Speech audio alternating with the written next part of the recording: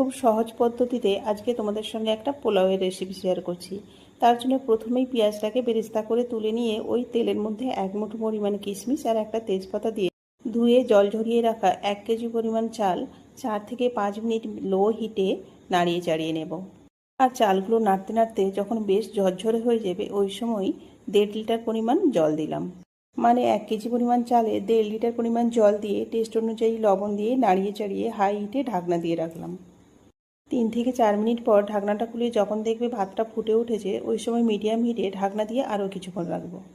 আরও 2 থেকে 3 মিনিট পর যখন ঢাকনাটা খুলে দেখছি শুধু ভাতগুলোই দেখা যাচ্ছে, জলটা অনেকটাই শুকিয়ে গেছে, মানে 70% ভাতটা কুক হয়েছে। তখন গ্যাসটা বন্ধ করে আরও 15 মিনিট অপেক্ষা করব। আর 15 মিনিট পর 4 চামচ পরিমাণ চিনি আর ফুড কালার ছড়িয়ে আর বেরেস্তা করা পেঁয়াজটা ছড়িয়ে ঢাকনা দিয়ে কিছুক্ষণ রাখবো। 10 থেকে 12 মিনিট পর নাড়িয়ে চাড়িয়ে নিলেই রেডি পারফেক্ট একটা পোলাও রেসিপি।